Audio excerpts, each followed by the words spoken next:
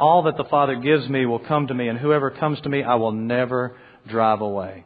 Jesus is saying, somebody won't come to me, and I look at them and say, hey, I wish I could do something for you, but you're not of the elect. And so I can't have a relationship with you. I don't know anybody who believes that. That is a complete and utter mischaracterization of everything Reformed theology and Calvinism believes. The only people I have ever heard that from are Arminians who are saying what the Calvinists believe. Right, exactly. I've never heard one Reformed person ever say that. I spend my life in Reformed Calvinist circles. I know a lot of Calvinist preachers. I go to Calvinistic conferences. I was on the phone today with a preacher in New York and a preacher in Cleveland who are Calvinistic preachers. I know nobody, nor do I know any Calvinist Reformed book. You can read till you're blue. And you're not going to find any Calvinist who says that there are people who want to go to heaven, but Jesus says, I'm sorry, I can't help you. You're not one of the elect. Right. Specifically what he just said. Right. You know, that, oh, well, I'm not going to preach to you because you're not the elect. Right. Yeah. I mean, when Paul, if you just look at Paul going into Asia, into Greece, into Antioch, all the areas that he preached among the Jews in the temples, he preached to people who ended up, as Brady listed earlier, beating him 5 times with 39 lashes, stoning him, leaving him outside the city, left for dead. These terrible things happened because he was willing to go preach to absolutely anybody. He was willing to go to the Israelites, to the Jews, and to the Gentiles and preach, knowing full well that God was going to have to do the work of opening their hearts and minds to hear. The reason that we go and evangelize, the reason that we go and preach is that we don't know who the elect are. Right. And so we preach to anybody who's willing to listen. Right. And then we leave it up to God to know who his people are, who his sheep are. And that is made evidenced by the fact that they actually respond positively to the word. Faith comes by hearing, and hearing by the word of God. That is how faith comes about. I have to hear the gospel. And so we are commanded to preach the gospel. And I'm thinking, again, you're using Paul. I'm thinking outside the Bible. I'm thinking every evangelistic reformer ever since the Protestant Reformation. They're the ones who were out there preaching. Yeah. I think the big one that scares a lot of people and what you think about him, but Jonathan Edwards, Sinners in the Hands of an Angry God. He was like, doing a check at the door. Okay, now only the elect are allowed in here. No, these were sermons that they directed towards lost people who needed to hear the gospel. Right. And in the Reformed view, the gospel goes out, and the sheep, as Jesus, we've read already, and there's countless other places, hear his voice. Jesus can walk up to Peter and say, follow me. Peter drops what he's doing, follows him. They hear his voice, and they come. And then you clearly see Jesus speaking to Pharisees. Why don't you understand? Because you cannot. In fact, you're of your father the devil, and you'll do his will always.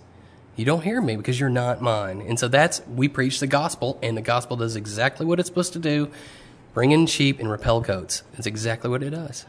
So importantly, the way he just mischaracterized us. Right. I know nobody who believes that or teaches that. Not a one. So here's another straw man, and then he's going to knock that straw man over and try to scare his congregation with a complete mischaracterization. And this is how it perpetuates. And this is how it goes on. And because like I said, the only people I've ever heard this from, not one Reformed Calvinistic person, only heard it from Arminians who think that's what Calvinist is about. And so all these people hearing this sermon who've heard Brady's sermon, well, they'll go on and say, oh yeah, those Calvinists believe. You know what those Calvinists believe. Yeah. Like you talked about, this is in a Wednesday night group, and he talks about the seminary students who are coming. That's what they'll hold to, and they'll be pastoring churches, and they'll be teaching this stuff, and they have no idea what they're talking about. Which is intellectually dishonest, and I'm sorry, I actually prefer intellectual elitism to intellectual dishonesty. Right. If you're continuing to perpetuate things that simply aren't true, right. I mean, how dishonest do you need to be? Right. Moving on. You see? Now here's the answer. Because God... When I say that, that's arrogant, and it's arrogant. This is how I rationalize this, and my father-in-law will fix it later, so just hang on. Because God has foreknowledge. Sure, God has foreknowledge. Because God has foreknowledge of an event doesn't mean that He causes the event to occur. There are things that happen on earth and in our lives that God doesn't cause, right? You see? I mean, there are things that... happen all around us, rape and murder and all types of deviant behaviors and perversion and sin. God doesn't cause that to happen. Does that mean God doesn't know everything? Sure, God knows everything. Again, there he goes again, equating God's omniscience with his foreknowledge. Right. We're all talking about foreknowledge, and again, this is where he continually puts the two together. Now, here it is. Because someone knows something, just because someone knows something, that doesn't mean that they cause it to happen. I mean, astronomers can tell us that there's going to be a lunar eclipse or a solar eclipse, but that doesn't mean that they've caused it to happen. Their knowledge of that doesn't mean that. Okay, let's talk about that for one quick second, because he has just taken God's omniscience of all things and equated it to man's knowledge. And this is what happens far too often, is that when people talk about God's love, that they think of it in terms of human love, because it's all humans can comprehend. Right. And so here he's taken God's exhaustive knowledge of all things and then said just because God knows it doesn't mean that he caused it, and then equated it to, well, we know some things, that doesn't mean we caused them. But if you are the creator and the sustainer of the universe, then you've created all things, and you knew all things that were going to happen, and you empowered all things. If you are the Almighty, the Omnipotent, then you in fact empower all things. And so if you're going to say that there's things that happen in God's universe that are beyond his scope or his power or his ability, then you are arguing for chaos. You're arguing for randomness in God's universe, that things could happen that God either didn't know or didn't expect, or once they were going to happen, he couldn't stop them. He was powerless to do anything about them. And or the popular view that he does everything he can to try to fix it. Right. Just does everything he can. Right. But of course his hands are very limited, and you don't find that kind of God anywhere in the Bible. So this equation, equating God's exhaustive knowledge of all things to man's knowledge, it's true. You and I as men, we cause very few things. But to say that the God who is the creator and the sustainer of the entire universe can be likened to our lack of ability, right, is an inappropriate equation. It's an inappropriate comparison.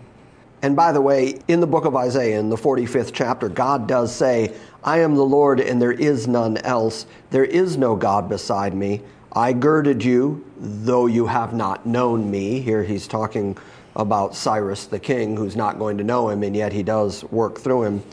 That they may know from the rising of the sun and from the west that there is none beside me. I am the Lord and there is none else. I form the light and create darkness. I make peace and create evil. I, the Lord, do all these things. Right. Granted, it's the word trouble there. It's a calamity. Calamity. Mm-hmm. God took credit for all that. I do all these things. I remember when you mentioned Hurricane Katrina recently. I remember when that happened that there was a debate among people, well, where was God in all this? Right. My argument was always he was right there in the middle of the hurricane. Isn't that where you want him? Right. You certainly don't want to believe that something that awful can happen in God's universe and that he was completely blindsided by it. Right. The sovereign God is in fact in charge of everything that happens in his universe. So in that case, the fact that God knows something does mean that he is the sustainer of all things that happen in his universe. And to argue against that because man doesn't cause things is a completely inappropriate comparison. Hear, hear. Where? Carrying on. Now let's look at the second thing that God wants us to know, and I want to move through this quickly. And as far as we should be at this point is God knows everything. His foreknowledge, prognosko. He operates outside of time. He's alive past, present, and future. Okay? He knows everything. But just because God knows everything, that doesn't abolish our personal responsibility or choice. Here's the problem today. Hang in here with me for a second. Some of you are getting some weird looks already, like, gosh, I could be watching a show or something tonight, and this is freaking me out. What are you talking about? Here's the thing. We are kind of an either-or.